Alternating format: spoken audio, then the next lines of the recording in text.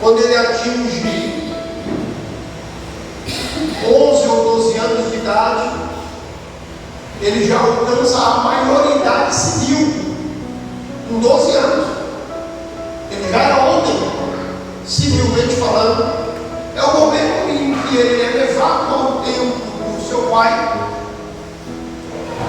é colocado sobre sua cabeça uma indumentária chamada de kippah. E nessa cerimônia, a pronúncia é bar mitzvah. O menino, ele recita a lei, ele recita de cor e salteado partes da lei para o ancião, para o sacerdote. E aí ele é declarado maior de idade. Tem algum menino que é à frente, tem algum menino que recita os 613 parágrafos e preceitos da lei, de cor, sem lei. Ele começa assim, recitando, e não para mais, porque ele é estudioso.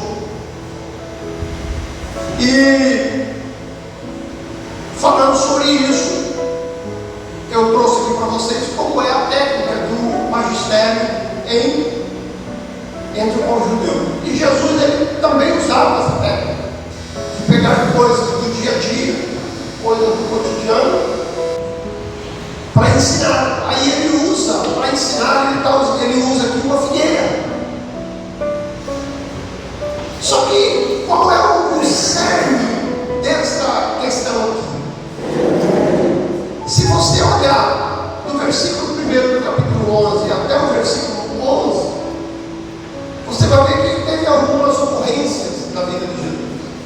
Ele chega, é uma festa enorme em Jerusalém, uma reunião de obreiros anual que tinha. Então ele vai chegar ali em Jerusalém para participar do cerimonial. Só que ele já chega de uma forma diferente. É a primeira vez e única vez que ele chega de uma forma diferente. Ele manda alguém buscar um jumento que nunca tinha sido usado por ninguém. E ele conta com detalhes onde está o jumento. Eles vão lá, pega aquele jumentinho, traz para Jesus. E ele entra em Jerusalém montado no jumento. E toda Jerusalém, quando vê ele entrando na cidade, montado no jumento, eles começam a gritar. Eu gosto dessa frase. Eu acho que eu não citei para vocês. Eu sou apaixonado por essa frase. E eles gritam em hebraico, gritando assim: Baruch Rabá, Nisei Adonai. Imagine uma multidão, uma cidade inteira gritando essas palavras: Baruch Rabá, Nisei Adonai. Ele está dizendo: bendito o que vem em nome do Senhor. E eles começam a forrar no chão com palhas, palmeiras e plantas, porque estão recebendo o Rei Jesus. Ele entra triunfal como o Rei Jesus.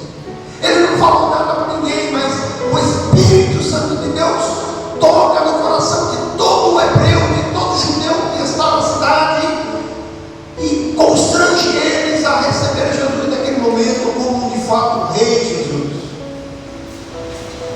E aí ele sai de Jerusalém e vai pernoitar em Betânia, que é uma cidade pertinho. Talvez ele pernoitou na casa de Lázaro, que era amigo dele e morava em Betânia. E no dia seguinte ele volta novamente para continuar as festanças. E então ele olha uma figueira, a figueira está cheia de folhas, e ele vai até ela e não tem fruto algum. Então ele amaldiçoa em alta voz, todos veem, ele amaldiçoa a figueira, dizendo: olha, nunca mais, em tempo algum, coma alguém fruto de ti. E foram para Jerusalém. Ao entrar em Jerusalém, Jesus, que no dia anterior tinha sido aclamado como rei, agora ele faz jus àquilo que de fato ele é. Ele entra, vai direto para o templo, e ele encontra lá quem? Ele encontra lá cambistas, vendedores de ofertas, trocadores de dinheiro. Pátio do templo era uma feira livre, trocando e vendendo animais, trocando moedas, negociando, sacerdote recusando oferta, dizendo que a oferta é impura e mandando eles comprar outra oferta, e vendia boi, e vendia pombo, e vendia rola, e vendia os animais e aquela coisa toda. E Jesus entra como rei, e ele expulsa todo mundo do templo com a autoridade de Deus e diz: olha, não façais a casa do meu pai casa de negócio. A casa do meu pai não é casa de negócio. Derruba as mesas, pega uma corda, dobra uma corda, e alguém diz que ele surrou os cambistas, mas não, ele não surrou. Ele surrou os animais. Ele bateu nos animais para que os animais saíssem do pátio do templo. E aí ele volta novamente para Betânia, e ao passar por aquele mesmo lugar da figueira, os discípulos veem que a figueira está murcha, que as folhas murcharam e caíram. A figueira está sem vida. E aí o Sabino, né, me faz esse questionamento, me pedindo uma explicação. E eu disse: olha, eu vou falar isso na igreja, eu quero falar com toda a igreja. Isso é muito importante. Como toda a Bíblia Sagrada é importante, esse texto mais ainda.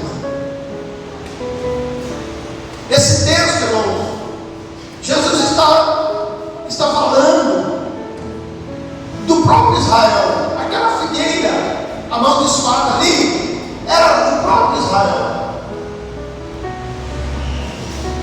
Os profetas ligaram Israel com figueira,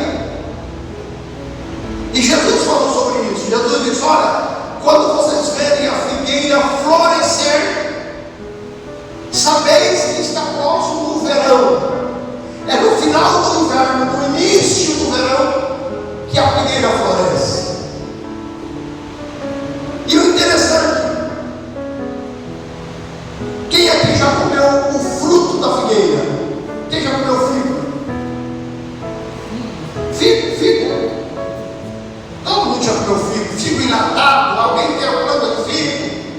Você sabia que o fruto do figo não é um fruto? Quem sabia disso? O fruto do figo não é um fruto. Quando você come aquilo que você acha que é um fruto, na verdade você está comendo as flores da figueira. Porque a figueira, pastor, ela produz a flor dentro daquele fruto. O verdadeiro fruto da figueira está dentro daquele fruto, daquele negócio lá. Não tem umas sementinhas. Quando você come o figo, não tem umas sementinhas. Aquelas sementinhas é o fruto da figueira. É interessante. É a única planta no mundo que tem um fruto que não é fruto. É a figueira. Quando você come o fruto da figueira, você está comendo a flor da figueira, que é muito saborosa, por sinal. Mas o mais interessante é que a figueira ela produz pelo menos 3 vezes ao ano. 3 vezes ao ano. Mas uma coisa é certa: todas as vezes em que a figueira brota folhas novas, é porque ela já produziu o fruto, o suposto fruto. Então, quando se olha para uma figueira com folha, ela tem obrigatoriamente que ter frutos, porque ela passa o inverno inteiro desenvolvendo aquele suposto fruto, e quando as folhas brotam, é a época do fruto que já está maduro, então ser colhido. E tem 3 fases da vida da figueira que produz fruto, e isso tem a ver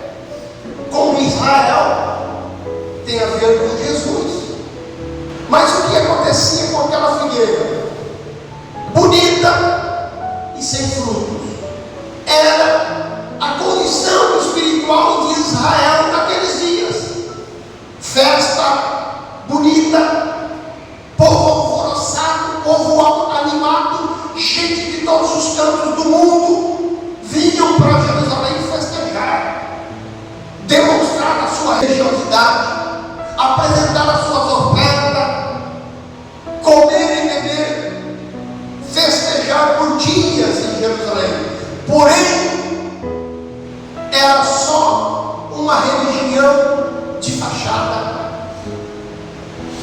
E Jesus prova isso quando ele entra no templo e expulsa todo mundo. Ele revela que aquela religiosidade toda era falsa, era uma falsa religião, era uma falsa adoração. O que eles estavam fazendo não tinha nada a ver com a palavra de Deus e muito menos com Deus. E aí ele lança uma palavra de maldição.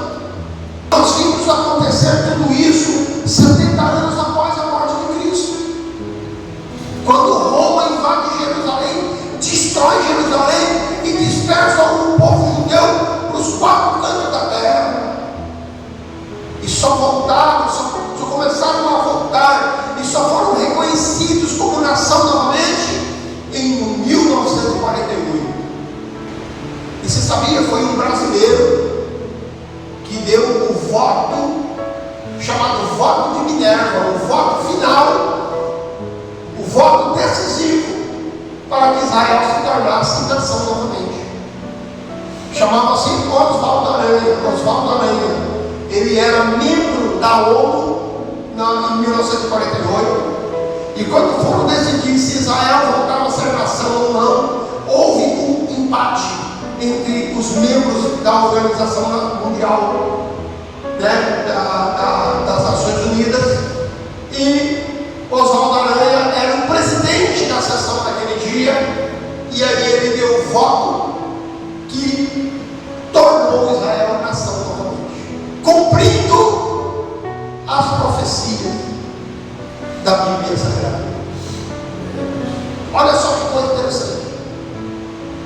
Um brasileiro fazendo parte de um cumprimento profético de Daniel, de Isaías, de Jeremias, de Zacarias, de Miqueias, de Naum, de Oséias, de todos esses profetas da antiguidade. Um brasileiro foi um privilegiado para tornar Israel nação. Agora, vamos aplicar a história dessa figueira para nós. O que é que Jesus espera de nós, irmãos? Tem uma parábola na Bíblia, no Novo Testamento, que conta-nos a história de um dono de uma terra, de uma fazenda, que tinha um pé de figueira plantado. E aquela figueira não produzia. Ela estava ocupando o espaço lá, mas não produzia. E aí um dia o dono da figueira deu uma ordem para o empregado: olha, corta essa figueira, ela não produz. E ele disse: calma, meu senhor, eu vou tratar dela, eu vou tratar a terra. Quem sabe a terra ruim, quem sabe ela não está encontrando forças na terra, alimento na terra. Eu vou pôr adubo, eu vou cuidar dela mais um pouco. Espera mais um pouco. Se depois que eu fizer um tratamento na terra, ela não produzir, aí sim a gente pensa em cortar. Essa figueira não é Israel. Essa figueira somos nós. Eu estava na chácara do pastor Antônio ontem, e eu fui no fundo assim, dar uma olhada lá. Eu vi um pé de mamão desse tamanho. Ele tinha uns 80 centímetros assim ou mais, cheio de mamão. Eu falei: como é que uma planta aguenta produzir tanto mamão desse jeito? E sabe que na hora o Espírito Santo falou no meu coração, ele disse assim: eu gostaria tanto que vocês fossem assim. Falando de nós, igreja. Gostaria tanto que vocês fossem assim. Produtivo, tão produtivo quanto o é esse pé de mamão.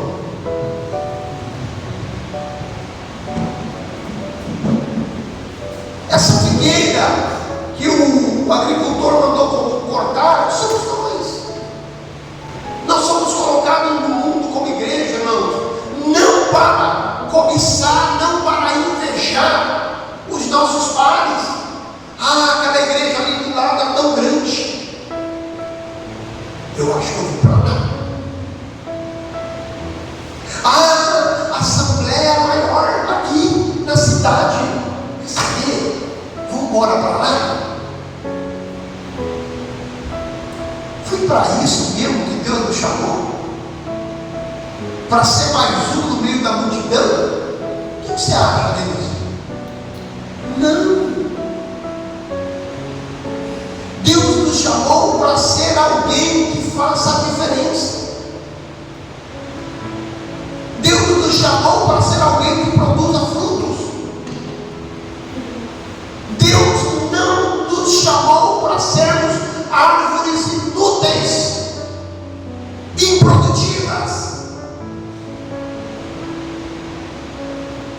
Há muitos anos eu ouvi um pastor ensinando, e aquilo eu nunca mais esqueci, ele dizendo que muitos chegarão no dia do juízo final, e ao invés de ocupar os lugares nas tribunas, que é destinada para cada crente salvo, ocupará as cadeiras dos réus, e serão julgados, não por aquilo que fizeram, mas por aquilo que deixaram de fazer. Eu ouvi isso. Um dia, irmãos, eu e você, a igreja de Jesus, ressurreta, arrebatada, ocuparemos tronos no dia do juízo, tronos ao lado de Cristo.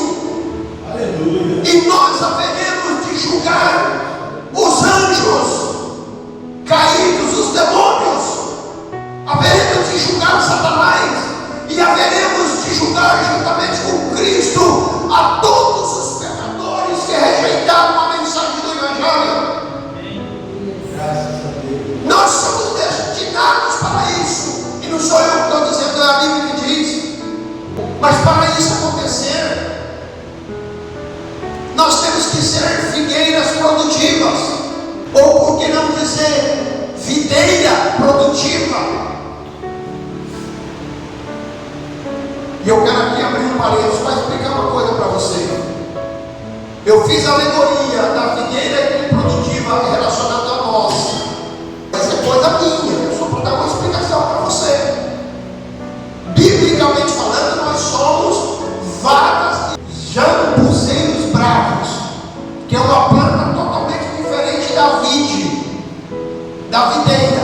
Mas esse galho de jambuzeiro foi enxertado na videira, e agora Deus cuida pela presença gloriosa do Espírito Santo de Deus, para que nós produzamos fruto, uvas. Está lá no capítulo 15 de João. E aí eu retorno a pergunta para você. Nós fomos chamados para ser essa planta improdutiva, inútil? Claro que não. O Senhor nos chamou para produzir. Irmão, perdoe-me a ousadia de falar isso com a igreja.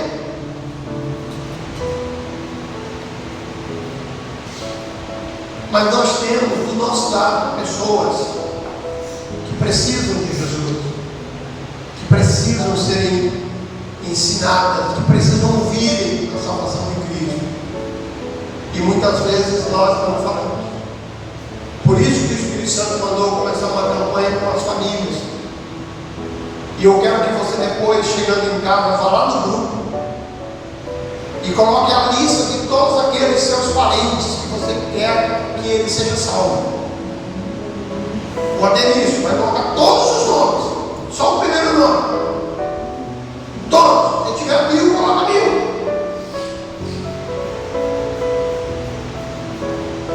Porque isso serve. Seu filho, seu neto, seu bisneto, seu parente. Não coloca amigo, não. Amigo não é para estar nessa lista. É parente. É familiar. Porque nós temos uma missão de pregar o Evangelho para essas pessoas, baseado numa promessa na palavra de Deus. A Bíblia diz: crê no Senhor Jesus e será salvo tu e a tua casa. Nós não temos que estar aplaudindo nossos filhos errados. Nós não temos que aplaudir a rebeldia de nossos filhos e de nossas filhas. Nós não temos que apoiar o erro deles, não. Nós somos cristãos. Nós temos um compromisso com o nosso Deus. Outro dia um crente chegou para mim e disse assim: pastor, olhe por meu filho, porque eu não sei o que eu faço mais. O meu filho deu de chegar todas as noites bêbado aqui na minha casa. Quantos anos tem o teu filho? Tem 16 anos. Crente. Mas que crente é esse? Esse menino está fazendo isso porque em algum momento ele foi aplaudido. Ele foi apoiado. Se na primeira vez que ele fizesse isso, ele fosse repreendido, e eu não estou dizendo aqui de espancamento, não. Não estou dizendo de agressão física, não. É de ensino, é de doutrinação, com palavra, com autoridade de pai. Talvez ele não teria se enveredado por esse caminho tão perigoso, tão hostil a ele mesmo. Aí eu perguntei para ele: mas ele não se ora por esse seu filho, não? Ele disse assim: já cansei de orar.